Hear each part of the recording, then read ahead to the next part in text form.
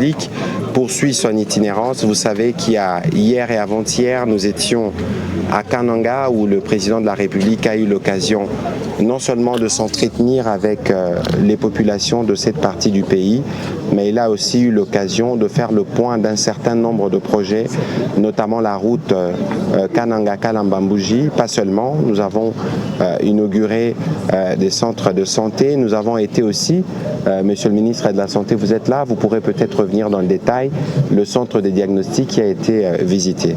Dans les mêmes esprits, depuis les débuts de son parcours à travers la RDC, le président de la République, lorsqu'il arrive, il a l'occasion évidemment d'être accueilli, mais il a aussi l'occasion de faire le point de l'évolution de ces 6 engagements qu'il avait pris à la dernière campagne électorale. Mais il a aussi l'occasion, évidemment, monsieur le gouverneur va revenir dessus, de se focaliser sur des questions spécifiques liées à chacune des provinces. Et donc, le fait que le président de la République soit ici en province de Kassa-Oriental, c'est non seulement pour faire le point de projets en cours, mais c'est aussi pour écouter les gouverneurs, mais aussi toutes les couches sociales pour savoir quels sont les progrès qui sont faits.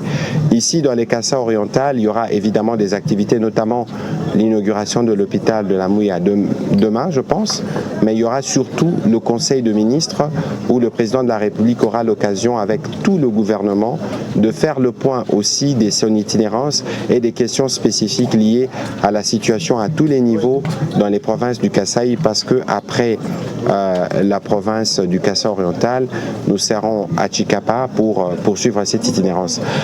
Monsieur le gouverneur, bonsoir. Monsieur Jean-Paul Mouébouakapo, vous avez reçu le président de la République. Nous avons vu la ferveur en début de soirée. Qu'est-ce que vous pouvez nous dire, dans quel état d'esprit les populations de Mbuji-Mayi ont accueilli le président de la République aujourd'hui? Merci bien, excellent pour la parole.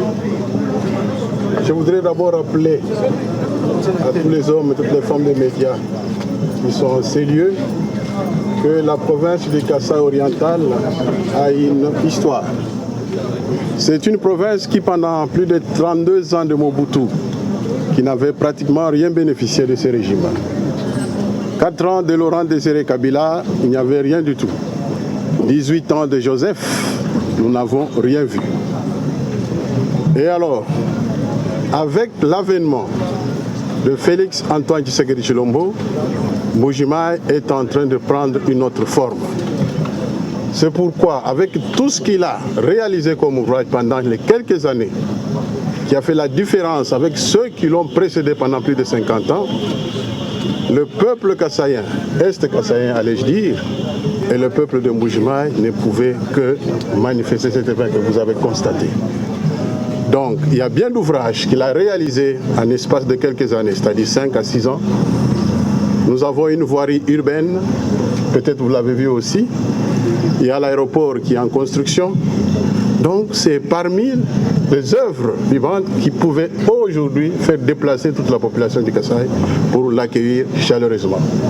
Et nous l'avons accueilli non seulement comme chef de l'État, mais aussi comme fils du terroir. C'est tout pourquoi vous avez vu que tout ce monde s'est déplacé vers l'aéroport en vue de l'accueillir. Alors, monsieur le gouverneur, nous étions ici pendant la campagne électorale et d'ailleurs, à notre arrivée, monsieur le ministre de la Santé, nous en parlions. Nous tous, on a constaté qu'il y a eu des progrès qui ont été faits en termes de voirie, en termes d'éclairage, en termes d'ailleurs des distributions d'eau, parce que nous aurons en dernière partie de ces briefings l'intervention du directeur général de la Régie des eaux qui nous fera le point de progrès qui ont été faits en matière de dessertes en eau ici. Mais monsieur le gouverneur, au-delà de ce qui a déjà été fait, quels sont les principaux défis auxquels vous faites face et pour lesquels vous aurez l'occasion vous avez déjà eu l'occasion de commencer la conversation avec le président, mais demain, tous les ministres du gouvernement central seront dans votre ville. Quelles sont les questions pour lesquelles vous souhaiterez que le gouvernement apporte d'autres réponses? Oui, il y a des défis à relever. Je vous prendrai entre autres l'énergie électrique qui se pose avec acuité dans notre province. Nous ne pouvons pas parler du développement sans qu'il y ait de l'énergie stable et une énergie industrialisante. Nous avons un problème de routes de dessert agricole pendant ce temps. La province du Kasaï oriental, c'est la toute petite qui est restée pour le moment, mais qui a tous les atouts pour pouvoir se développer facilement en un rien de temps. Il y a les routes de dessert agricoles, il y a aussi les problèmes qui se posent. L'aéroport est déjà là. Je crois que l'année prochaine, peut-être certains seront ici pour qu'on puisse l'inaugurer. Les petits problèmes qui restent seront réglés parce qu'une grande partie est déjà faite. Il y a le DG de la régie des eaux là-bas, il y a un travail qui est fait dans le cadre de la desserte en eau.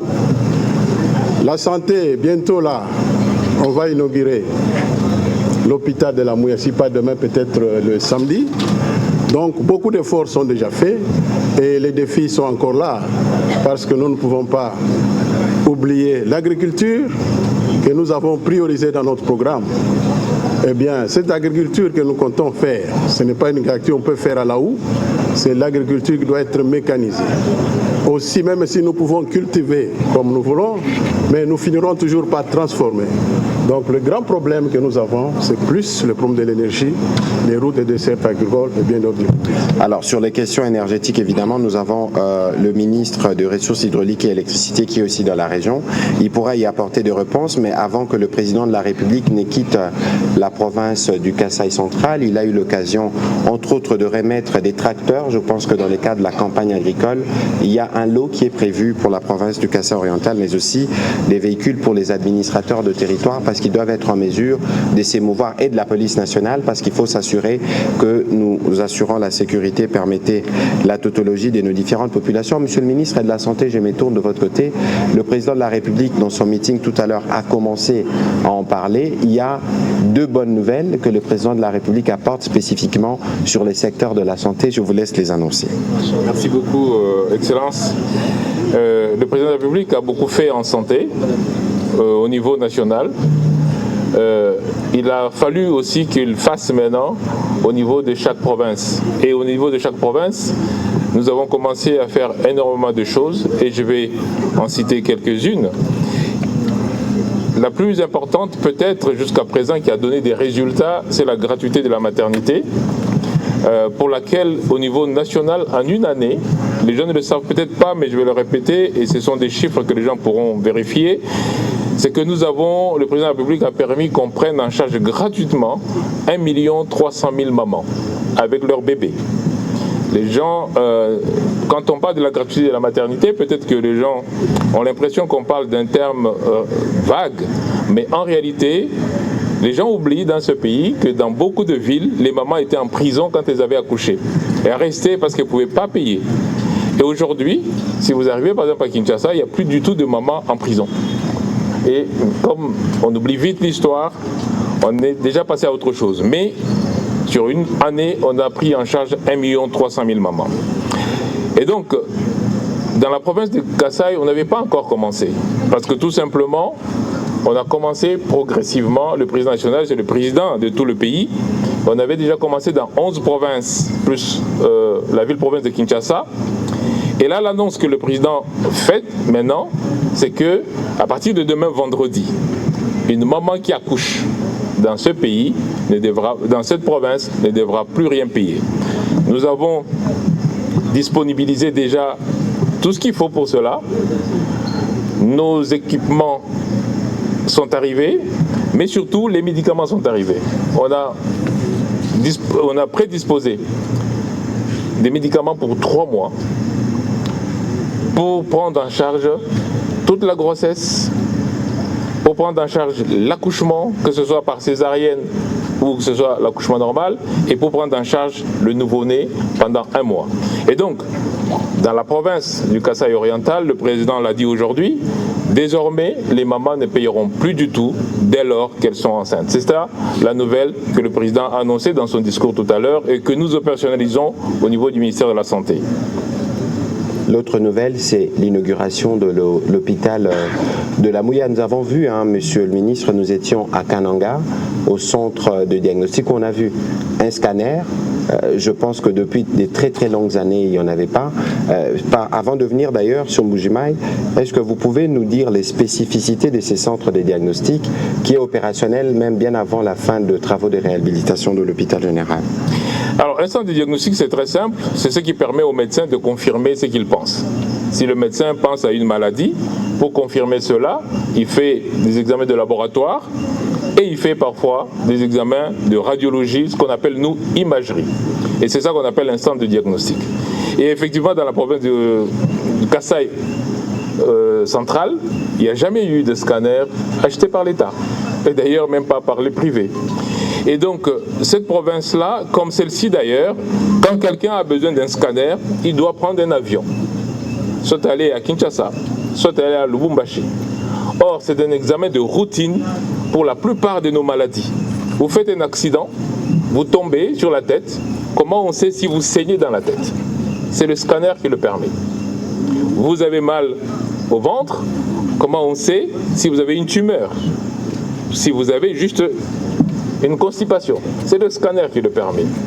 Et cet examen capital, eh bien, l'État n'avait jamais investi là-dedans. Mais ça fait partie de tout un lot. On a aussi la radiologie normale qui a été installée à Kananga. Il y a aussi les échographies normales qui ont aussi été installées. Ce centre diagnostic, et il est ultra moderne.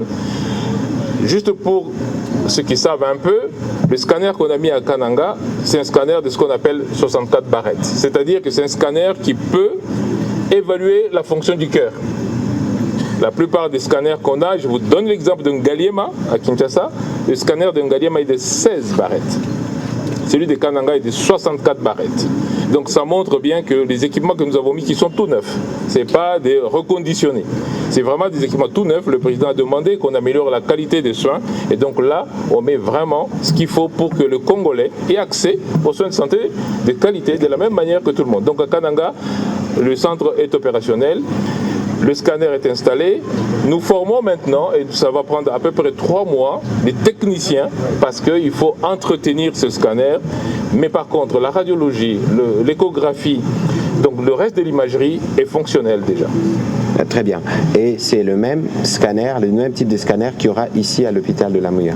Pas qu'il y aura, qu'il y a, parce que nous avons fait venir déjà. Évidemment. Nous parlions tout à l'heure, vous disiez que donc il y a la possibilité de faire des examens de mammographie. Alors, maintenant, ça c'était Kananga. Quand je prends maintenant la province du Kasaï oriental, on refait la même chose, mais ici j'ai rajouté un peu plus parce que les moyens permettaient que je rajoute un peu plus ici. Ici, nous avons rajouté la mammographie. Alors, qu'est-ce que c'est que la mammographie? Et ça, c'est très important pour les mamans. Vous savez que le président, c'est le champion de la masculinité positive. Ben, quand une maman a un cancer ou une suspicion de cancer du sein, c'est cet examen qui permet de le dire. Au lieu qu'une maman ait une masse qui finit par se développer, qui finit par devenir incurable, eh bien, avec la mammographie, on peut effectivement diagnostiquer très tôt. Et donc, à la Mouya, c'est déjà installé, il y a la mammographie. C'est la première fois. Dans notre pays, de toutes les façons, partout, c'est la première fois que l'État congolais achète l'État congolais. C'est la première fois qu'ils achètent une mammographie. Et ça, c'est le président de la République qui a décidé d'investir en santé de la meilleure manière possible. Donc, ce qu'on va trouver à la Mouya, en dehors des équipements de base que tout le monde connaît, c'est le scanner, 64 barrettes aussi, c'est la mammographie, c'est l'échographie, c'est la radiologie traditionnelle. Donc, aujourd'hui, quelqu'un qui a une jambe cassée, on peut savoir très rapidement de quoi il s'agit grâce à tout ça. C'est le même centre de diagnostic, en plus ici, il y a la mammographie. Mais à l'hôpital de la Mouya, ce qu'on a fait, on ne s'est pas arrêté là. D'ailleurs, je vais faire une anecdote pour que la presse comprenne. Ce matin, je suis parti voir les femmes des policiers et les femmes des militaires. Et quand on a fini de discuter, une maman m'a suivi avec son bébé, avec son petit enfant, qui avait une maladie. Je ne vais pas décrire la maladie ici, mais j'estimais en tant que médecin qu'il fallait prendre en charge cet enfant immédiatement.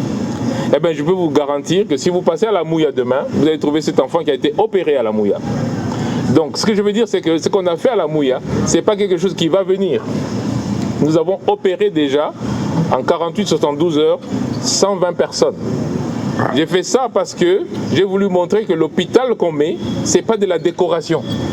que c'est fonctionnel. Et donc là, ce soir, si quelqu'un décide d'aller voir, il peut aller trouver ces malades opérer des jambes, opérer des hernies, opérer des yeux. Ils peuvent passer voir et c'est fonctionnel à la Mouya. Monsieur le ministre, peut-être qu'avant qu'on ne prenne les questions de journalistes, le président de la République, à travers le programme de la couverture santé universelle, a l'ambition de permettre aux Congolais d'avoir accès à des soins de santé de qualité à bas coût. Et les efforts sont faits au plan des infrastructures, tel que vous l'avez expliqué tout à l'heure. Mais est-ce que le coût est à la portée des Congolais?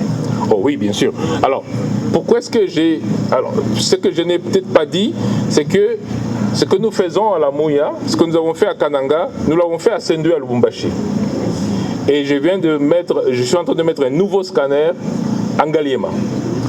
Pourquoi j'ai fait ça? Et à Mamayemo, Renaissance, c'est déjà fait. Pourquoi est-ce qu'on fait ça? Parce que maintenant, on va établir une grille tarifaire et on va décider que le prix du scanner est à autant. Comme ça, ça va obliger les privés à suivre le public. Tant que le public n'avait pas l'offre, c'était difficile d'obliger. Maintenant qu'on a installé nous-mêmes nos équipements qui permettent, nous allons baisser le coût. Ça, c'est déjà de manière standard.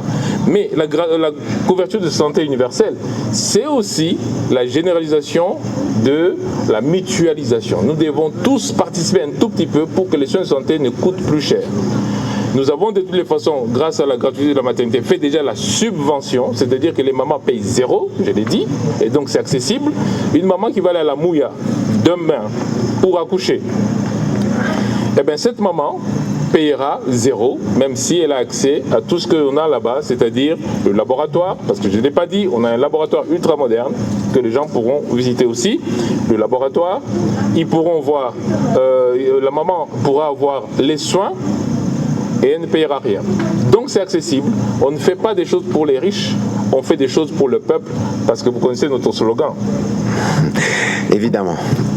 Voilà, mesdames et messieurs de la presse, c'était les propos introductifs du gouverneur de la province du Kasaï-Oriental et du ministre de la Santé. On va commencer cette série de questions avec monsieur Gédéon Kabamba de la RTNC Kasaï-Oriental.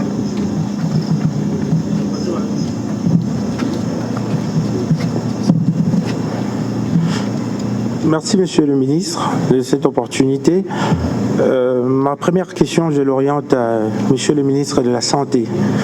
Tout à l'heure, vous avez parlé de la maternité gratuite qui sera effective au Kasaï-Oriental. Le Kasaï-Oriental, comme province, compte 5 territoires.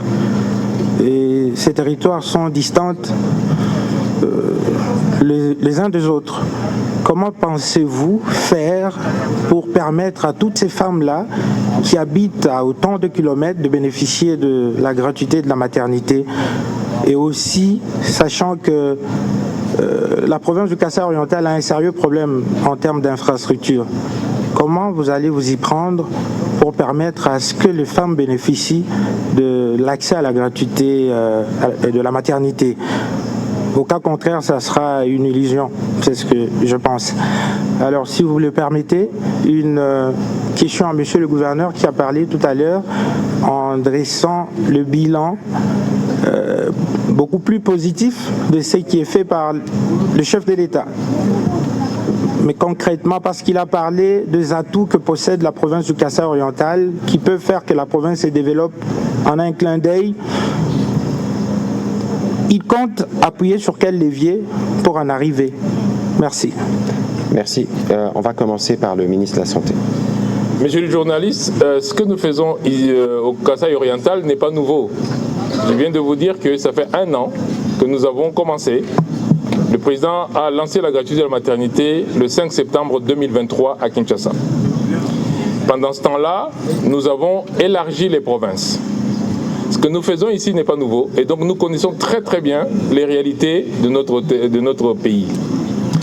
La question est qu'une maman accouche, dans tous les cas. Qu'on l'aide ou qu'on ne l'aide pas, elle va accoucher.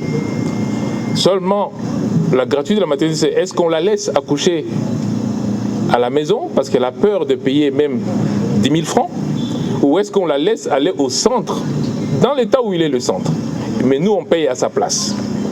Nous avons levé l'option, dans un premier temps, de payer à sa place. C'est ça la gratuité de la maternité. Alors concrètement, qu'est-ce qu'on fait? Par exemple, pour le Kasaï oriental, ce que vous voyez aujourd'hui, c'est les résultats du travail de plusieurs mois. Vous ne le savez pas, mais nos équipes sont ici depuis très longtemps. Elles ont visité les centres de santé. On a visité à peu près plus de 260 centres de santé pour le Kasaï oriental. On en a retenu aujourd'hui qui sont capables de fonctionner 208. Quand on dit que la gratuité de la maternité, on dit que dans tous ces 208 centres de santé, quand la maman accouche, c'est nous qui payons. En attendant qu'on améliore les conditions, parce que dans tous les cas, la maman va accoucher. Nous, ce qu'on fait, c'est qu'on lève d'abord la barrière financière pour que la maman ne reste pas à la maison, pour qu'elle n'arrive pas en retard et pour qu'elle ne meure pas. L'idée, ce n'est pas de rendre les soins gratuits. L'idée, c'est de diminuer la mortalité de la mère et de l'enfant, parce que notre pays est le pays qui est le plus touché dans le monde. Donc, on lève la barrière financière. À côté de ça, on améliore progressivement les équipements. Je pense que c'est le gouverneur qui l'a dit, et je le répète ici, on n'a pas construit un seul hôpital public depuis 1960. Donc nos centres sont délabrés. Sauf que quand une maman a peur d'aller même dans ce centre délabré, elle est toute seule. Elle accouche dans des conditions difficiles et souvent elle meurt.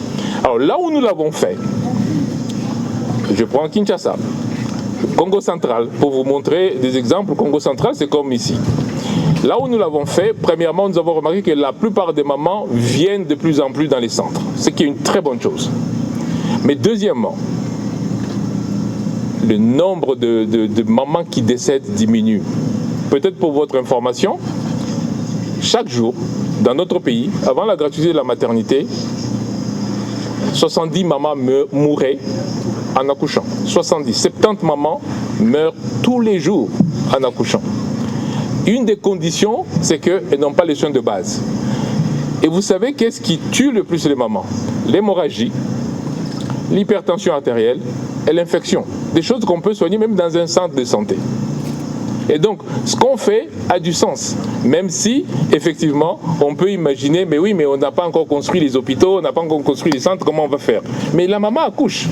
Vous pouvez l'abandonner ou vous pouvez l'aider. Nous avons choisi de l'aider. Monsieur le ministre, juste un petit détail en plus.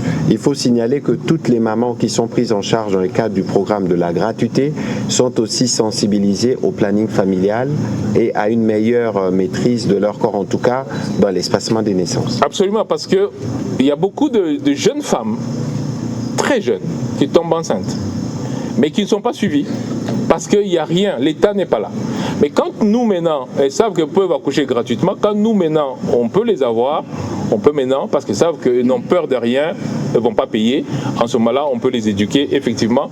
Et dans les pays où on a fait ça, on a vu que les mamans maîtrisaient mieux leur grossesse et leur accouchement. Voilà, merci. On va se tourner du côté de monsieur le gouverneur Jean-Paul Maubois. Vous avez entendu la question. Quelle est votre réponse? Merci. Monsieur Gédéon de la RTNC, Mbujimaï, c'est ça, Kasaï oriental, vous pouvez dire. Je répète que la province du Kasaï oriental a tous les atouts pour se développer. D'abord, Dieu nous a dotés d'un sol et d'un sous-sol riches. Rien que ce secteur de l'agriculture peut enclencher le développement de notre province. Nous avons des cours d'eau un peu partout où nous pouvons mettre des installations portuaires. Parce que de tous ces temps, les gens pensaient qu'il n'y avait que le pont de Ndomba. Mais nous avons un endroit où nous pouvons installer un port à 23 km de Mbujimaï, notamment à Kansenga. Nous avons encore des chutes, puisque je parle de l'énergie électrique, qui peuvent nous fournir de l'énergie industrialisante. Non seulement nous avons le barrage de Tchala, nous avons aussi la chute de Tchibassa, et avec ces trois secteurs, il y a lieu de développer cette province du Kasaï oriental. Quand je parle de la richesse du sol, nous avons le calcaire. C'est pourquoi j'insiste plus sur l'énergie électrique, parce que si le Kasaï oriental n'a pas connu d'avancée dans les temps, c'est puisque nous ne savons pas construire, puisque le ciment coûte énormément cher ici. Pendant qu'ailleurs, où il y a des difficultés, il y a facilité par exemple de construire, La cimenterie, je prends l'exemple du Katanga, de Kinshasa, où un sac de ciment coûte $10, $8. Mais ici en Mbuji-Mayi, nous pouvons construire même, à un moment là, le ciment coûtait même $50. Mais alors que nous avons le calcaire, si nous avons de l'énergie électrique, nous avons de l'énergie industrialisante, donc il y a lieu de monter une cimenterie facilement 2, 3, 4 sans problème. Et avec ça, nous allons développer notre province. Donc, même si on parle du désenclavement, c'est qu'il y a lieu de désenclaver par tous les secteurs que je vais te dire. Si à Kansenga, nous sommes à 23 km de Mbuji-Mayi, avec des installations portuaires, un port qui donne vers le Sankuru, c'est-à-dire nous sommes reliés vers Kinshasa facilement et tout le Grand Kasaï est relié. Donc, les sous-sols riches, non seulement nous avons les diamants, si nous suivons les sites de Katende, nous avons du cuivre, pratiquement tous les minéraux qui sont au Katanga, tout ce qui reste, c'est tout simplement les certifier.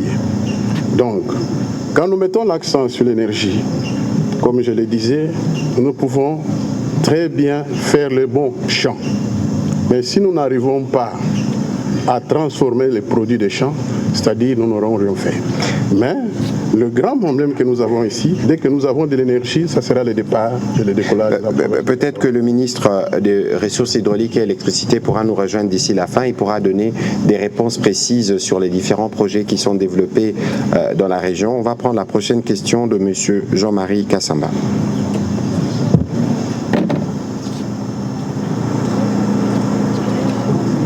Bonsoir à tous. Bonsoir. Je suis très content de poser ces questions depuis ici chez moi au Kasaï. J'aurais voulu avoir le ministre Fwamba, mais il n'est pas là malheureusement. Je ne sais pas s'il va intervenir. Question d'abord à Monsieur le ministre de la Santé, avec une petite précision. Il y a l'hôpital Bobi Ladawa qui a été quand même construite par le maréchal Mobutu à son temps. Donc c'est depuis 1960. Il y a eu ici des centres de santé dans les cadres de 145 territoires. Personnellement, j'étais à Tshilenge et que ces travaux étaient en cours. Mais il semble, d'après mes informations recueillies ici, que beaucoup de ces centres de santé sont en arrêt. Question, est-ce qu'il y a des budgets pour relancer ces travaux ou, avec les enquêtes qui commencent incessamment sur les détournements, notamment dans l'espace Kasaï, IGF a été instruit quant à ce, il va y avoir un autre financement pour suppléer ce qui a été détourné. Question à monsieur le gouverneur, beaucoup de provinces ont des budgets d'investissement. Il y a eu plusieurs gouverneurs de l'IDPS qui sont succédés ici à Mbuji-Mayi. Est-ce qu'on peut avoir un bilan de ce qu'ils ont réalisé réellement depuis qu'ils se sont succédés ici à Mbuji-Mayi? Ça, c'est de un. De deux, pourquoi il n'y a pas d'investisseurs au Kasaï oriental? L'Amiba est par terre, Sengamine est par terre aussi, enfin bloqué, 10 mois d'impayement, on bloque les diamants qui n'est pas vendu. Mais on ne voit pas ni les Chinois ni d'autres investisseurs se bousculer ici parce que l'Amiba est par terre. Quelle est votre stratégie de relancer tout ceci en dehors des projets que le président Tshisekedi a amorcés ici, notamment la voirie, quelques projets qui ont été cités? Merci. Voilà, on va commencer par le ministre de la Santé. Merci beaucoup, M. Jean-Marie Kassamba, pour votre question. La réponse est assez simple. Il suffit de regarder notre budget national. Vous allez voir que le PDL 145 est budgétisé. La réponse est aussi est simple comme ça. Mais je vais quand même un petit peu aller plus loin en disant que il y avait à peu près un peu plus de 700 centres de santé programmés dans la phase 1 du PDL 145 territoires. Sur les plus de 700 centres de santé, ce que nous avons déjà terminé en construction, c'est 300. Donc, en 2025, les centres qui sont encore en travaux vont être terminés. Et comme je l'ai dit, il suffit de prendre la loi financière que le président va signer. Je ne sais pas. Donc, oui, il y a le budget. Détournement, ça par contre, je ne peux pas répondre à cette question parce que je ne gère pas le PDL 145 territoires et je ne connais pas les éléments pour répondre. Mais par contre, oui, il y a un budget pour le PDL 145 territoires. Mais je rajoute, à côté de ces centres que le PDL construit, j'avais convaincu la Banque mondiale parce que tous ces organismes, souvent quand ils travaillent dans notre pays, c'est toujours en mode fonctionnement, mais pas en mode investissement. Mais avec la Banque mondiale, on a réussi à dire, ok, l'État fait un gros effort, vous devez aussi faire un effort. Donc avec la Banque mondiale, nous avons déjà 240 centres de santé qui sont en construction. Je pense que le président en a visité un hier sur la route, parce qu'il passait par hasard, sur la route de Kalambambouche. Et donc, ces centres de santé, en 2025, au total, on va en avoir 1000. L'idée, c'est quoi? C'est de ramener la santé auprès de la population au lieu que chaque fois la population aille loin pour chercher la santé. Et donc, l'idée, c'est de transformer tous ces centres-là en des petits hôpitaux. Je vous ai dit ici que les mamans mourraient pour des choses qu'on peut soigner là. Avoir des médicaments pour soigner une infection, on peut faire ça dans un centre de santé. Avoir des médicaments pour soigner l'hypertension, on peut faire ça dans un centre de santé. Donc l'idée, c'est que nous transformons ces petits centres de santé en hôpitaux les plus proches possibles, quitte à ce que quand la personne est stabilisée, on puisse maintenant transporter à l'hôpital. Oui, il y a un budget pour le PDL 145 territoires. Le budget a déjà été promulgué par ailleurs par le président de la République. Mais monsieur le ministre de la Santé, sur les sujets, parce que nous étions avec vous à Mutoa, où nous avons vu ce à quoi ressemble le centre idéal, évidemment avec des équipements notamment de télémédecine. Il y avait l'idée justement que cela sera dupliqué dans toutes les autres provinces, en tout cas dans tous les centres de santé qui sont construits dans le cadre du programme PDL.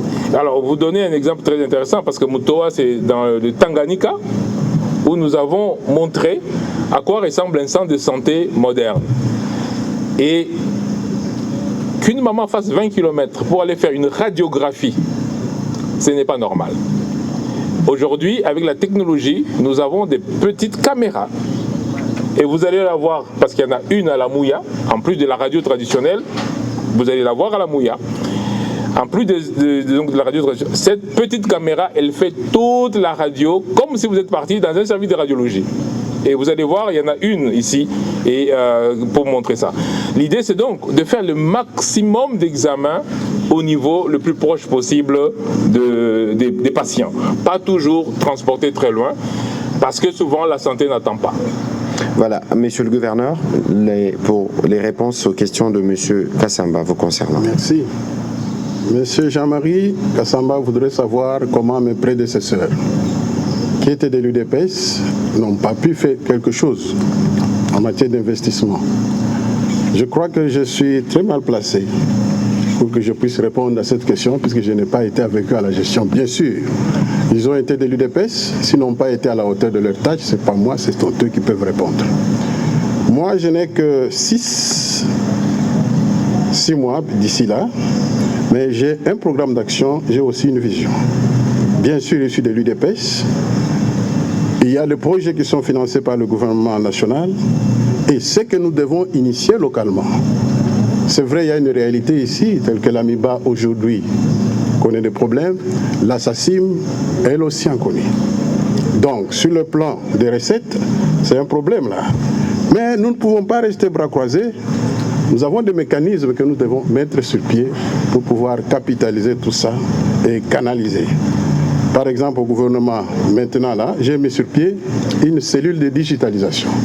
Avec les petites recettes, si nous les canalisons très bien, il y a lieu de pouvoir monter certains projets sur place. Et pour preuve, si vous allez sur l'avenue Kabeya Banza, nous avons déjà commencé à travailler sur les routes secondaires avec une autre méthodologie maintenant, des pavés.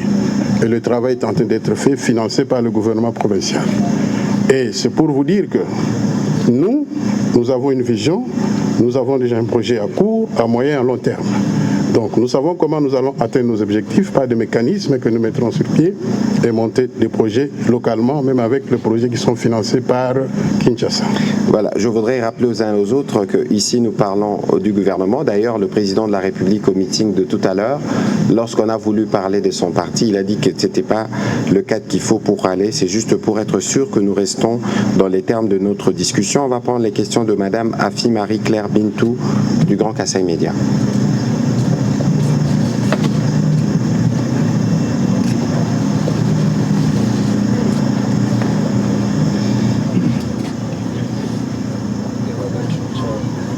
Merci de l'opportunité, Monsieur le ministre.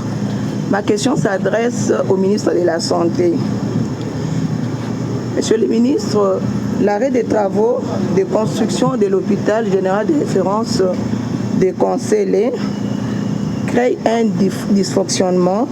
Alors, ce qui est à la base de cette situation, c'est le nombre réduit des locaux, car ceux qui étaient là ont été détruits. Monsieur le ministre, les services sont actuellement fusionnés au sein de cet hôpital. Par exemple, vous trouverez les malades des urgences mélangés à ceux de chirurgie ou médecine interne. Alors, ma première question était celle de savoir pourquoi cet arrêt prolongé des travaux de construction de cet hôpital. Et ma deuxième question, quelles sont les démarches entreprises par votre ministère pour que les travaux reprennent rapidement? Merci. Allez-y, Monsieur le ministre, s'il vous plaît. Merci beaucoup. Alors, la question, elle est très simple aussi, en termes de réponses que l'on peut donner, parce qu'encore une fois, nous sommes en train de rebâtir un système de santé qui a été abandonné pendant très, très longtemps. Si vous prenez la plupart des budgets de la santé qui ont été faits pendant des années, vous allez voir qu'en termes d'investissement, il n'y a quasiment rien. Le budget de la santé, c'est souvent le fonctionnement, c'est souvent les rémunérations. Mais si vous n'investissez pas, comment voulez-vous stabiliser les fonds qui peuvent permettre de construire? La plupart des cas, et je pense que c'est le cas aussi pour l'hôpital, c'est toujours la trésorerie. Le président de la République a décidé que chaque province doit avoir un hôpital de référence, et nous avons, au-delà des hôpitaux provinciaux, nous avons les hôpitaux généraux au niveau de nos zones de santé. Et nous avons 526 zones de santé. C'est tout cela que nous sommes en train de reconstruire. En sachant que ces zones de santé, aujourd'hui, doivent même être multipliées parce que tout simplement, à cause du nombre de personnes qu'il y a maintenant dans les zones de santé, une division qui a été faite pendant très très longtemps, il y a très longtemps, qui n'est plus adaptée aujourd'hui. À côté de cette division, nous devons aussi tenir compte de la population qui a augmenté. Voilà pourquoi est-ce que les hôpitaux de zones de santé doivent aussi être réfectionnés. C'est toujours la même question, le budget. Alors, ce qu'on fait, pourquoi est-ce que le chef de l'État, encore une fois, il faut voir un peu l'évolution des choses. Le chef de l'État n'a pas commencé aujourd'hui à dire on va faire des hôpitaux. Il a commencé d'abord par restructurer le système de santé. Par exemple, il a créé des établissements, on va dire, si vous prenez le ministère des Finances, il a des agences. Vous allez voir la DGDA, vous allez voir ça. Mais en santé, on n'avait pas d'agence, on n'avait aucun moyen d'investir en santé. Et c'est pour ça que le président de la République a créé des établissements en santé, notamment le fonds de promotion, pour deux raisons. La première, utiliser correctement l'argent de l'État, mais la deuxième, lever les fonds pour investir en santé. Et c'est ce que nous sommes en train de faire. Et le fonds de promotion, c'est lui, par exemple, qui a disponibilisé les médicaments aujourd'hui pour la gratuité de la maternité ici. Nous avons des médicaments, comme je l'ai dit, déjà pour 3 mois, qui sont arrivés ici. Ce n'est pas des médicaments qui vont venir, qui sont arrivés ici, vous pouvez le voir si vous voulez. Et donc, l'idée, c'est d'investir correctement en santé. Souvent, et c'est ma dernière réponse à ça, la plupart de nos projets ne sont pas planifiés. On commence un projet parce qu'on a un fonds. Et puis on se rend compte que le prix du ciment a augmenté. on se rend compte qu'il n'y a pas d'électricité. Je vous rappelle d'ailleurs que pour la Mouya, monsieur le ministre, le ministère de la Santé a tiré le courant parce qu'il n'y avait pas encore de courant. C'est pour montrer comment les projets sont structurés chez nous. Souvent, les projets ne sont pas correctement structurés. C'est pour ça que le président de la République, à chaque conseil des ministres, il insiste sur les études de faisabilité.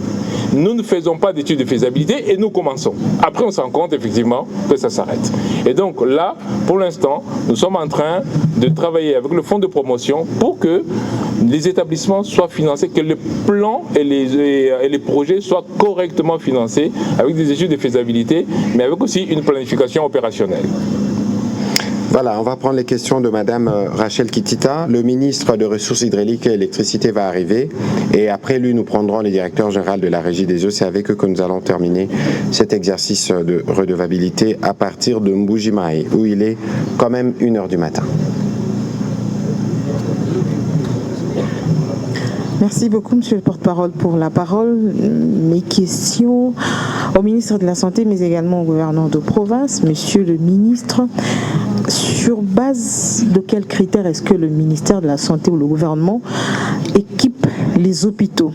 Vous parlez d'une mammographie qui vient d'être installée dans la province du Kasaï oriental. C'était sur base d'une demande. Est-ce que vous avez constaté un accroissement des femmes qui souffrent des cancers du sein ou c'est juste pour prévenir? Aussi une autre question, toutes ces machines que vous installez, dernier cri, bonne chose, mais qui doivent fonctionner avec des personnes qui doivent les manipuler. Est-ce que la compétence, les personnels qualifiés suivra la qualité du matériel, mais aussi ça demande de l'énergie électrique pour pouvoir fonctionner. Est-ce que vous avez pensé à supplier par exemple le manque d'énergie dans la province? Au gouverneur de province, combien d'investisseurs déjà sont venus ici dans la province du Kasaï oriental et précisément à Mbujimaï?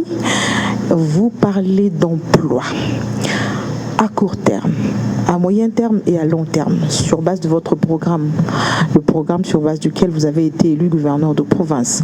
Combien d'emplois comptez-vous créer d'ici à votre départ, puisque vous avez un mandat de 5 ans? Voilà, on commence par vous, monsieur le gouverneur. Merci, madame Rachel Kitita. Les investisseurs viennent chaque jour. Ceux qui expriment l'intention viennent chaque jour et nous leur lançons des invitations. Ils sont nombreux, mais quant aux réalisations, aucun d'eux n'a pas encore réalisé quelque chose de palpable. Nous attendons encore, c'est un processus, peut-être qu'ils viendront avec le temps. Mais nous ne pouvons pas seulement compter sur ces investisseurs qui peuvent venir d'ailleurs. Je crois qu'il y a des structures qui sont là, qu'on a mis sur pied par le gouvernement, qui peuvent encourager, je crois même le chef de l'État en a fait allusion dans ce meeting aujourd'hui. Nous devons pousser les jeunes à la création. Nous devons pousser les jeunes à créer des initiatives pour qu'ils créent aussi de l'emploi et nous devons les accompagner. Nous ne pouvons pas seulement compter sur les investisseurs. Bien sûr, si je peux vous dire les tas de lettres que j'ai données, des invitations, vraiment, il y en a tellement que les investisseurs ne viennent pas. Parmi les investisseurs, il y en a qui viennent. Des sérieux sont là et ceux qui sont moins sérieux sont là. Nous ne pouvons parler d'un investisseur que quand il vient, il pose l'acte et c'est alors que nous pouvons compter sur lui. Et d'ailleurs, parce qu'on parle beaucoup d'investisseurs et le vocable investisseur nous fait souvent penser aux étrangers. Mais les Congolais peuvent être les premiers investisseurs au Congo. Le ministre tout à l'heure parlait de l'exemple du Congo central. On peut avoir des hommes d'affaires du Congo central qui viennent d'investir ici.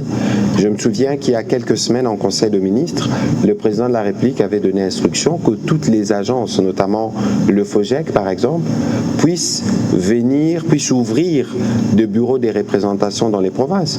Lorsque j'étais à Kananga, j'ai rencontré un jeune entrepreneur qui fabrique de la mayonnaise, qui cherchait justement des référents au niveau de la province pour voir comment le projet pourrait être accompagné. Souvenez-vous, dans ce que le président de la République a plus ou moins expliqué tout à l'heure, nous avons le premier engagement de 6 engagements, c'est l'emploi. Et lorsqu'on parle d'emploi, on parle principalement des jeunes, 60%. Et donc, il y a toute une stratégie au niveau du gouvernement, et c'est même pour ça que nous faisons, aux côtés du président de la République, cette itinérance, parce que très souvent, on pense que ça ne doit s'arrêter ou fonctionner qu'à Kinshasa. Nous, dans le cadre de l'action du gouvernement souminois, nous regardons le Congo dans sa globalité. Et puisque nous voulons donner aux jeunes des différentes opportunités, on veut s'assurer que les jeunes de Kinshasa, les jeunes de Kananga, les jeunes de Mbuji-Mayi ou les jeunes des Dilolo, des Kasumbalès ou des Bukavu ont tous la même opportunité partout.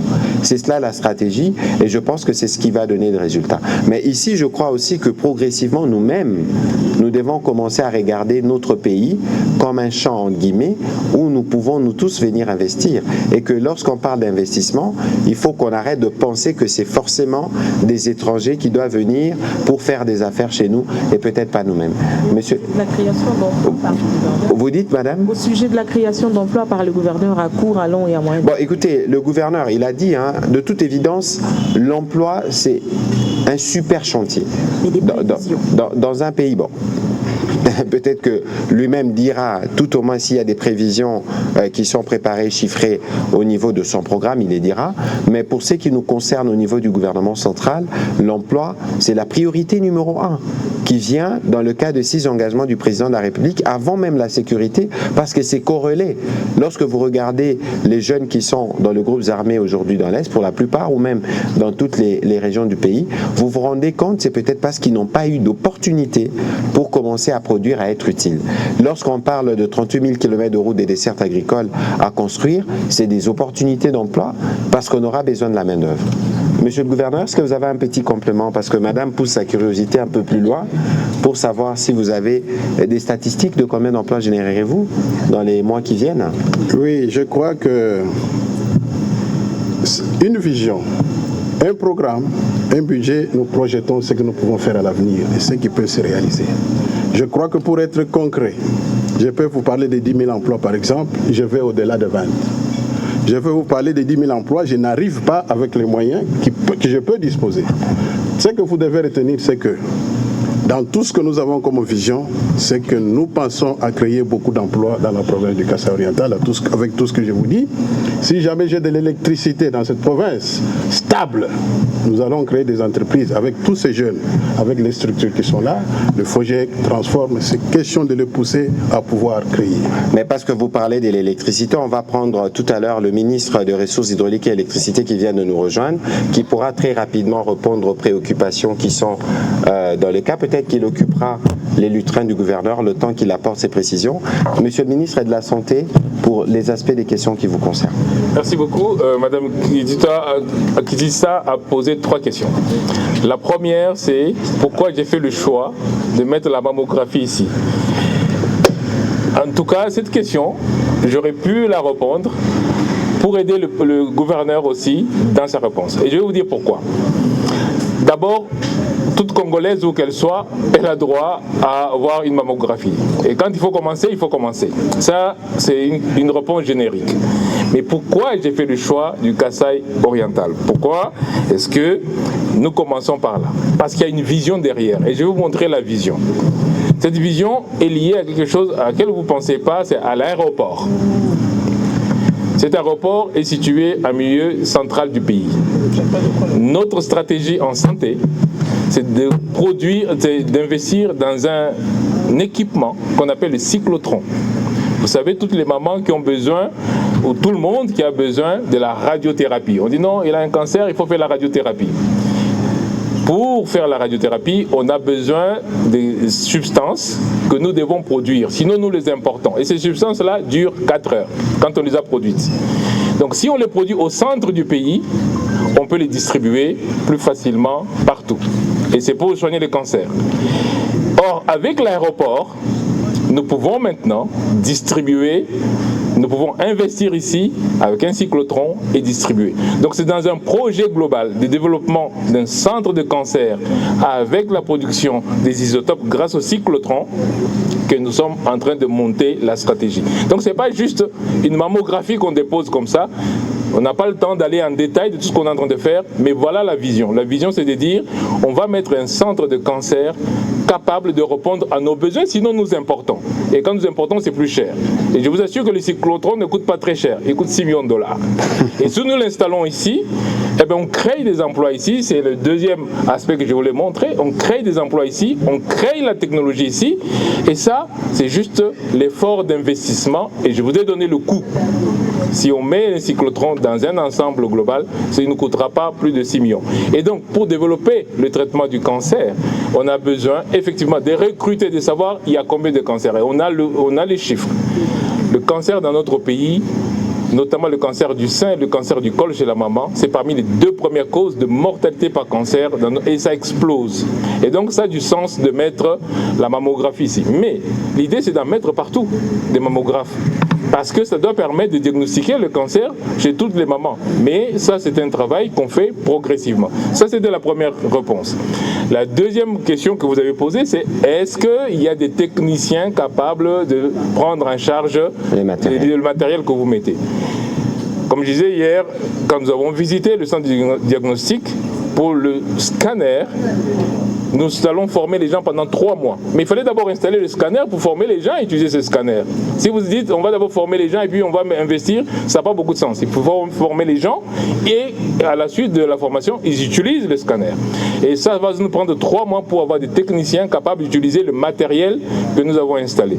Mais la radiographie, l'échographie, ça c'est des médecins spécialistes tout simplement ou des médecins qui ont été entraînés qui peuvent le faire, donc il n'y a pas de problème. Par contre, peut-être que la question importante qui était derrière ça, c'est la maintenance.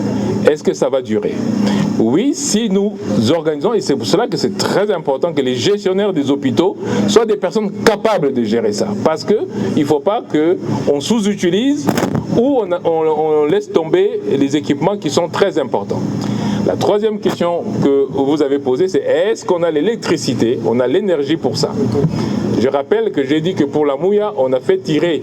C'est pour ça d'ailleurs quand les gens demandaient mais pourquoi la Mouya n'a pas encore commencé? Parce qu'il y avait des choses qu'on préparait pour pouvoir répondre à ça, notamment l'électricité. On a fait tirer une ligne et je peux vous annoncer qu'on va faire tirer 2 autres lignes. Ça tombe très bien que mon collègue de l'énergie soit là parce que spécifiquement pour l'imagerie, nous avons besoin d'une ligne dédiée à ça. Et donc ça, je vais voir mon collègue pour pouvoir le faire. L'énergie qu'on a ici peut faire tourner les machines que nous avons ici. Oui, absolument. Voilà, merci beaucoup Monsieur le ministre de la Santé. C'était peut-être votre dernière intervention qui a été, il faut le dire, claire. Alors, Monsieur le ministre des Ressources hydrauliques et électricité, il y a eu beaucoup de questions. Le gouverneur disait tout à l'heure qu'il y a un gros potentiel, mais il n'y a pas d'énergie. Nous savons qu'il y a plusieurs projets qui s'orientent dans l'objectif de répondre à ces besoins d'approvisionnement énergétique. Qu'est-ce qui est fait pour cette partie du pays dans le Kasaï occidental? Vous nous avez expliqué ce qui s'est fait notamment pour Katende, pour Mbombo, en tout cas pour Katende avec ses financements innovants. Pour ce qui concerne cette région du Kasaï central, quels sont les projets en cours et quelles sont les stratégies mises en place pour arriver à répondre à ces besoins d'énergie dans la ville?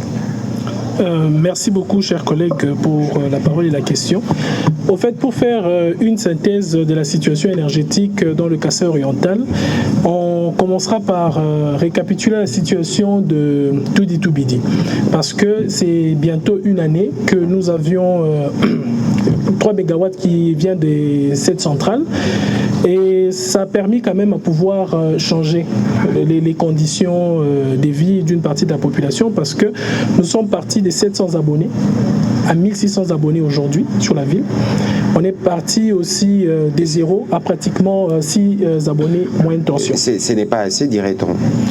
Mais du fait de le faire en une année, de doubler le potentiel, nous regardons la croissance, parce que c'est la croissance qui est plus importante. Mais aussi, ce qu'il faut savoir, c'est qu'il y a des projets qui sont en corrélation dans la grande région.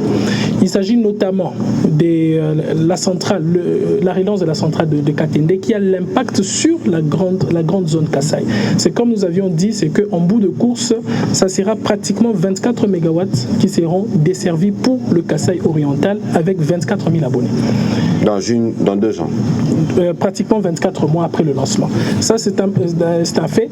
Mais aussi, il faut signifier que nous allons lancer un projet potentiel avec les partenaires techniques et financiers qu'on appelle le fonds Agré, qui va prendre dans la zone Kasaï. Ça veut dire qu'il y aura aussi les territoires intégrés de pratiquement 64 MW également. Et dans ces 64 MW, il y a pratiquement 30 MW de solaire qui sera repris aussi dans tous les territoires dans la zone Kasaï orientale. Donc ça, c'est du point de vue projets qui sont en cours et en bout de discussion dont nous allons passer à la phase opérationnelle. Notamment pour Katende, je pense que les engagements ont été faits. C'est-à-dire que même le FOMIN vient de poser le premier pas. C'est-à-dire que tel qu'avait été prévu au Conseil des ministres, que dans les 48 heures, il y aura une mise à disposition sur le Trésor. Je pense que c'est une information importante que l'on dise que... Non, 100 millions de dollars. Affectés sur un coût global de... Le coût global, nous serons un peu plus tout autour de 250 pour reprendre tout le projet. Tout à fait. Mais le plus important aujourd'hui, c'est que nous avons une mise à disposition de pratiquement 45%, mais aussi la mobilisation. Je ne veux pas rentrer trop là-dedans parce que c'est une matière de finance, mais qui prouve que très bientôt nous allons lancer les opérations. Voilà, merci beaucoup. Peut-être qu'on vous retiendra pour l'une ou l'autre question, mais parce que nous sommes dans votre secteur exceptionnellement, nous avons encore le directeur général de la Régie des eaux, nous avons évidemment le ministre qui chapeaute un peu tout ce que vous faites, mais qu'est-ce que vous pouvez nous dire techniquement de ce qui a été fait récemment dans cette ville de Mbuji-Mayi pour couvrir tous les besoins en eau? Nous savons que nous étions à Kananga hier et qu'il y a en tout cas le plus grand projet dans la région qui sera lancé incessamment de ce côté-là, mais ici, qu'est-ce qui a été fait? Excellence, Monsieur le Ministre, merci pour l'opportunité. Je voudrais clarifier pour la population du Kasaï oriental que la situation de la desserte en eau potable dans la ville de Mbuji-Mayi particulièrement s'améliore. Je crois que ceux qui vivent dans la ville peuvent le témoigner aujourd'hui. Les bidons jaunes qui circulaient ça et là ont quasiment disparu. Il y a encore des coins de la ville où la desserte n'est pas très bonne, mais je voudrais dire qu'il y a un très grand travail qui a été fait ici sous l'impulsion du chef de l'État. Un projet qui va à la fin coûter près de 100 millions de dollars. Nous avons exécuté déjà le premier lot et le deuxième lot qui sont à la fin. Le premier lot est totalement terminé. Le premier lot, nous avons construit 2 réservoirs à Bakwakapanga. Tout le monde peut les voir, ils sont à 13 mètres d'élévation. Nous avons réhabilité le captage à Lukelenge. Nous avons refait toutes les machines qui sont à Lukelenge. Dans le premier lot, nous avons fait 184 km de tuyaux enterrés déjà dans la ville. Dans le deuxième lot, nous avons fait 167 km de tuyaux déjà enterrés dans la ville. Donc au total, on a fait plus de 340 km de tuyaux de distribution d'eau dans la ville de Mbuji-Mayi. Nous avons fait également 2 nouveaux réservoirs pas très loin d'ici, à Maréchal, pas très loin de la résidence du gouverneur. Nous avons également d'autres réservoirs. La résidence du gouverneur, c'est où nous sommes? Bien sûr, nous sommes pas très loin d'ici. On peut les voir également. Il y a d'autres réservoirs qui sont également construits sur la ville. Ça, c'est le lot 2. Le lot 2 n'est pas encore arrivé à la fin parce qu'il y a près de 1800 mètres de tuyauterie que nous attendons. Les conteneurs ont connu un retard. Comme vous le savez, nous acheminons tout par la voie ferrée en venant de Lubumbashi jusqu'à Mweneditu et de Mweneditu nous faisons la route. Et cette voie ferrée nous pose quand même beaucoup de problèmes de logistique. Les démarches sont en cours aujourd'hui avec nos partenaires qui ont loué un train spécial pour amener du matériel jusqu'à Mweneditu. Et quand ce matériel sera arrivé, le lot 2 sera totalement terminé. Tous ceux qui sont dans Dibindi, dans Kanchi, etc., dans d'autres communes de la ville, les problèmes d'eau seront totalement terminés. Mais il y a également le lot 3 qui va concerner les communes annexes. À la fin de la journée, nous passons à une desserte en eau potable qui était à moins de 5000 m3 par jour pour aller au-delà de 48 000 m3 par jour. Et comme vous le savez, sans énergie, il n'y a pas de l'eau. Et c'est le cas à Kananga, comme vous l'avez d'ailleurs observé, Excellence Monsieur le Ministre. Sans énergie, il n'y a pas de l'eau. Et nous, à la Régie des eaux, nous voulons, pour certaines villes, avoir une certaine autonomie dans l'énergie. Pour la ville de Mbujimaï, nous allons mettre une centrale photovoltaïque de 10 MW qui appartient à la Régie des eaux. Cette centrale est aujourd'hui déjà conçue. Nous sommes dans les dernières lignes pour sélectionner le prestataire et bien sûr avec le partenaire au développement avec qui nous travaillons. Mais ce n'est pas fini parce que la demande est encore grande dans la ville. Alors, et nous continuons à le faire. Mais je voudrais dire à nos compatriotes qui sont à Kananga que ce que nous avons fait ici, ça a pris du temps pour qu'on y arrive. C'est exactement la même démarche dans laquelle nous sommes pour ceux qui sont à Kananga. Vous savez, j'ai annoncé à Kananga que nous allons également mettre un peu plus de 100 millions de dollars américains sur la ville pour le secteur de l'eau, aussi avec une autoproduction d'énergie de près de 8,4 MW. La construction va commencer en 2025. Tous ces projets prennent un peu de temps parce qu'il faut étudier, il faut sélectionner les prestataires, il faut sélectionner les maisons d'ingénierie, il faut mobiliser les fonds, mais on y est presque. Un travail de titan qui a été fait ici sur le leadership. Voilà, vous aviez parlé des demandes, il y a une demande de questions, mais on va prendre 2 questions ou au maximum 3 pour terminer, on les prendra en série. On prendra la question de M. Robert Ndaye, la question de M. Emani Chilumbu, bon, les questions en lingala, je ne suis pas sûr que ce soit le cadre, et les questions de M. Edmond Izuba. J'espère que le gouverneur est encore là, il pourra dire le mot de la fin tout à l'heure lorsque nous en aurons fini avec le ministre des Ressources hydrauliques et électricité. S'il vous plaît, les journalistes qui ont été sélectionnés pour vos questions. Merci, Excellence. On va les prendre, hein, si vous pouvez noter, s'il vous plaît. Ça tombe bien que le ministre des Ressources hydrauliques soit là. Le chef de l'État a annoncé tout à l'heure la mise à disposition de 50 millions de dollars pour la relance de l'AMIBA. On ne peut pas non plus relancer l'AMIBA sans l'électricité. Il y a des problèmes à Tchala parce que les turbines sont pratiquement obsolètes. Est-ce qu'au niveau du ministère des Ressources hydrauliques, vous avez pris des dispositions pour que soit remplacer ces turbines ou bien essayer de réparer, parce que si l'argent vient, il faudra que la production puisse suivre. Je vais m'adresser au directeur de la Régie des eaux. Ce qui est vrai est que chaque fois que nous venons en Mbujimaï, lorsque le cortège présidentiel passe, il y avait toujours une chanson, Zembu et puis Maï. Curieusement, aujourd'hui, on n'a pas entendu, même dans les interventions de la population, on n'a pas entendu cette réaction. Quelles sont les recettes miracles que vous allez utiliser pour pérenniser cette situation jusqu'à la fin et finalement mettre fin au problème de desserte en eau potable dans la ville? Ok, les prochaines questions, rapidement s'il vous plaît. Bonsoir Excellence. Voilà, question à Liboso, na DG Régie des eaux.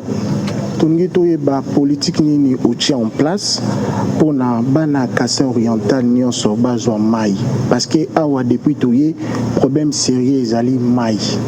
Ndenge confrère Usoloba awa biso tongi o expliquer biso o détail biso ngo ndenge nini ko sala pour que problème ya mai ici là parce que ezali pe na kati ya ba projet chef de l'État.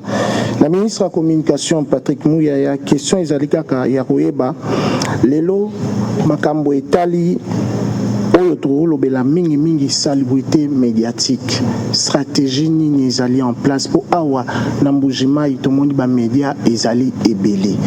Deuxième question, la ministre de la Communication, il y a eu bana Mbujimaï bakoki ozela pe bakota na monde ya TNT parce que déjà na Kinshasa ezali. Awa mingi télévision zakaka ya mindele oyo toyebi ba Canal Plus banini.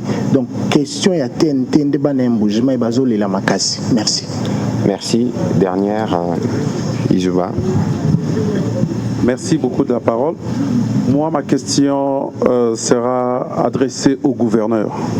Et j'avais aussi une autre question pour le ministre de la Santé qui vient de partir. Il n'y a pas de problème, c'est déjà mort cette question.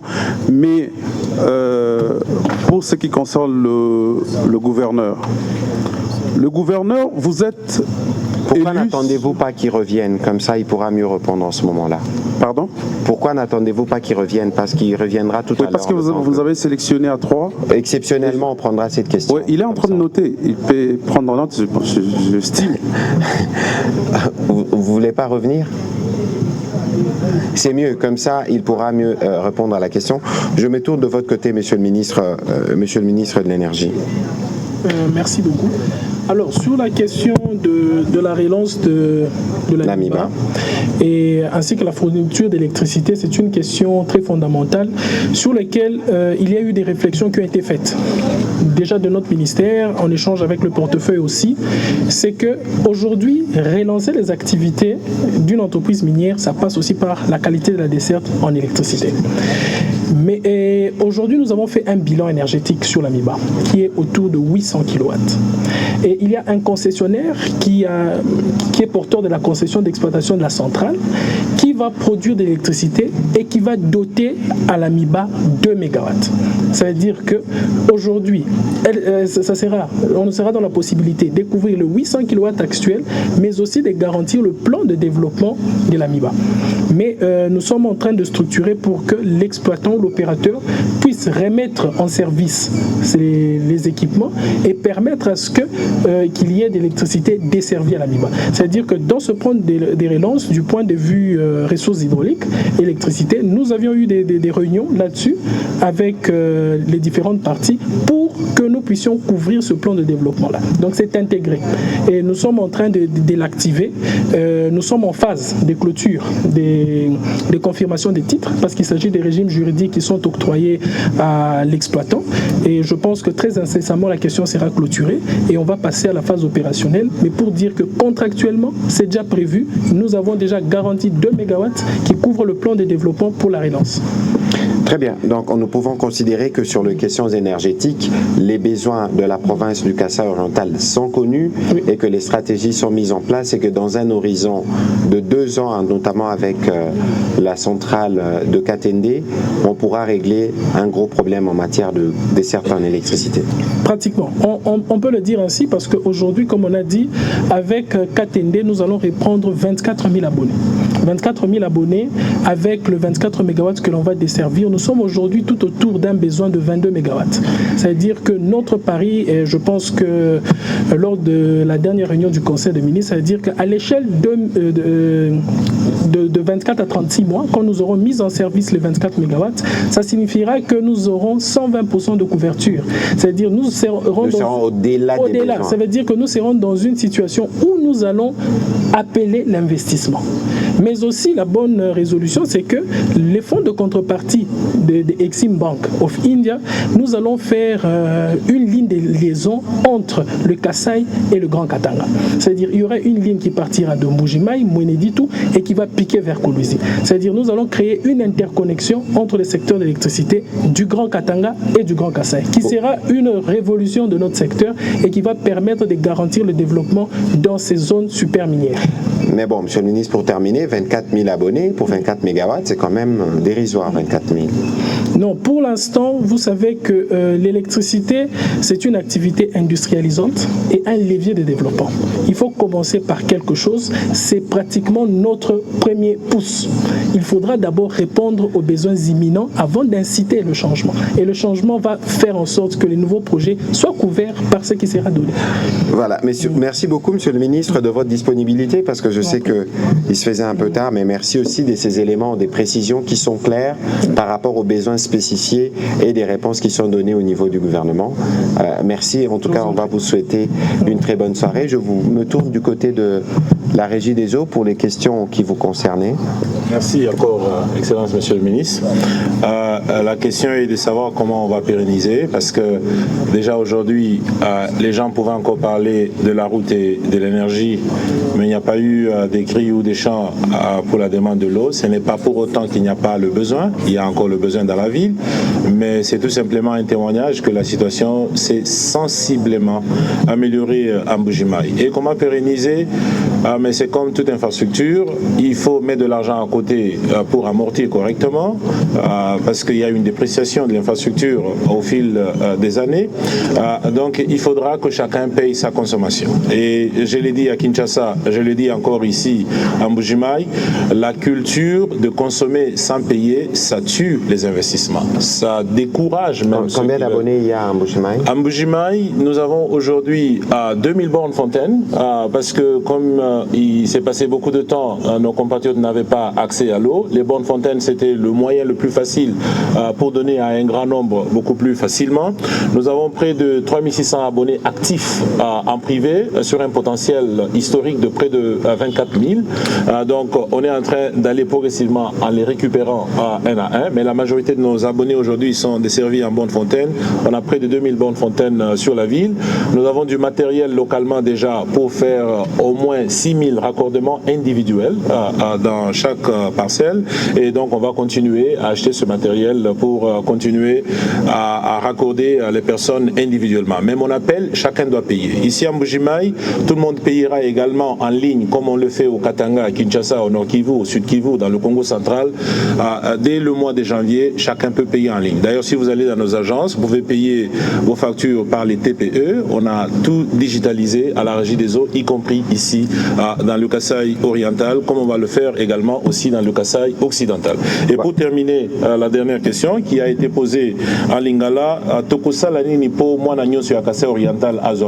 si vous pouvez répondre en Chiluba, ce serait plus intéressant. Toi, c'est que ni mukalenga ministre wa baka munakamba tukune ku Kasai bwa mwana yonso wa mwena Kasai kufeta mai bijibi kengela lufetu bwa lufetu kaluiku kakwena makuta akusumba milonda kakwena makuta akuibaka kakwena makuta akwenza na umujimu kibwaluka itujitulomba muntu yonso futa facture weba wa mai bwa tufete lufetu lwa kunenzela mujimu kuno mai chana na kuyufuta uji ushifa jitunga tuji banu longo lela bionsebi anuni makuta kakuyi makuta kakwena mujimu kakuyi makuta kakwena mai uno mai kuyufuta uji ushifa jitunga.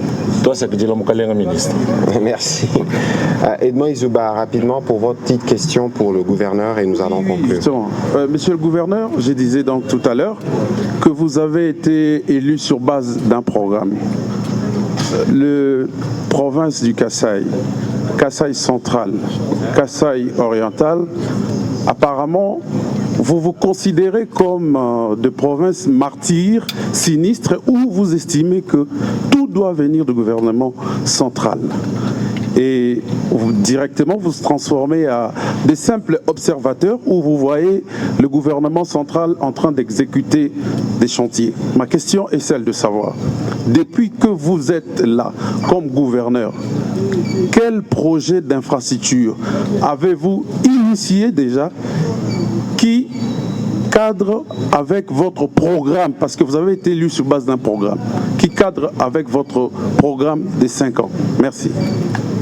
Monsieur le gouverneur. Merci, Monsieur Edmond Izouba, pour la question. Je crois que quand j'ai dit que la province de Kasaï oriental, où vous faites allusion à l'espace Grand Kasaï, que nous n'avons rien bénéficié, dans les régimes passés, parce que nous avions un homme qui était indexé, on ne pouvait rien faire. Je vous ai dit aussi que nous n'avons pas croisé les bras. Je n'ai pas dit que nous sommes restés pour ne rien faire. Maintenant, là, si on est un peu nos marchés ici à Mbuji-Mayi, pendant cette période qu'on a toujours appelé en français vache maigre, ou Kaswabanga, en Chiluba, il y a stabilité des prix des denrées de première nécessité, notamment le maïs. Ce sont nos initiatives, nous n'attendons rien de Kinshasa. Je crois avoir dit que nous avions déjà initié des travaux sur les routes secondaires. Je n'ai que 5-6 mois bientôt. Je vous dis, il y a des travaux qui sont en train d'être effectués d'assainissement et tout est en train d'être fait sur l'avenue Kabayabal. C'est un exemple, papa. Dans peu de temps, j'ai réalisé cela. Et je vous ai dit aussi que nous n'allons pas seulement compter sur Kinshasa, nous avons mis sur pied une cellule de digitalisation pour pouvoir canaliser nos recettes. Qu'elles soient maigres nous allons les utiliser à bon escient pour pouvoir monter des projets d'intérêt local.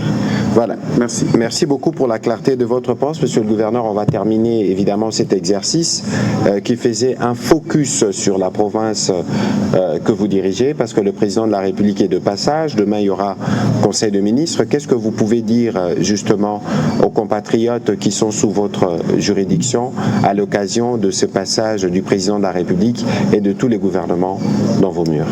Oui, Monsieur le ministre, merci. D'abord, je vous remercie sincèrement pour avoir organisé ce briefing avec les amis de la RTNC.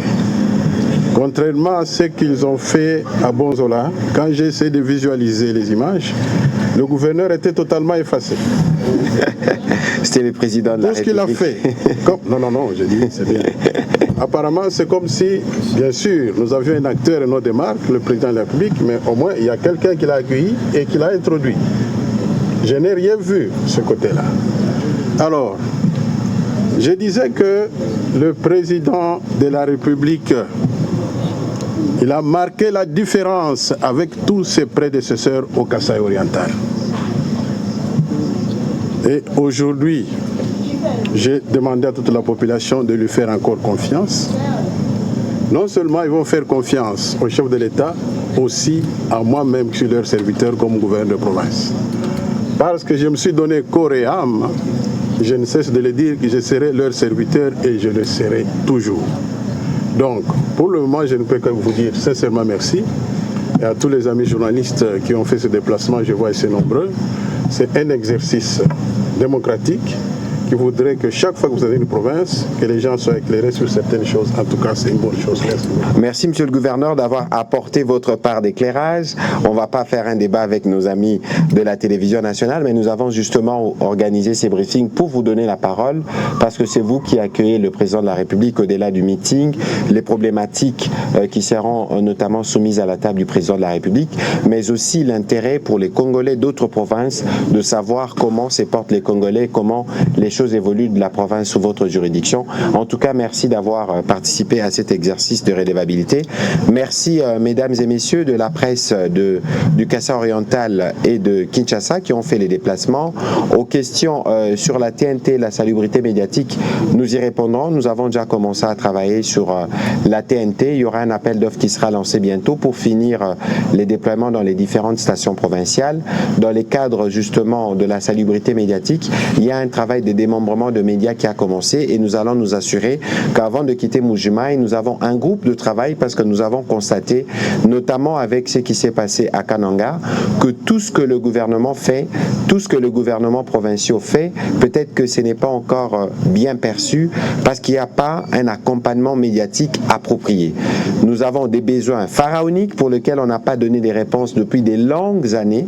Les réponses que nous commençons à donner ne sont peut-être pas encore suffisantes à l'échelle des besoins, mais il est important que les Congolais à intervalles réguliers soient informés de comment les choses évoluent. Et je pense qu'il y a une responsabilité de notre part, c'est pour ça que nous faisons ces briefings, mais d'autres responsabilités de votre part pour aller sur les terrains et suivre tout ce que nous vous disons. C'est dès que de cette manière qu'on pourra s'assurer que chacun, de par sa position, contribue au développement de notre cher et beau pays, la République démocratique du Congo. Merci et bonne soirée chez vous. Merci de nous avoir accueillis dans votre superbe résidence, Monsieur le Gouverneur. Merci.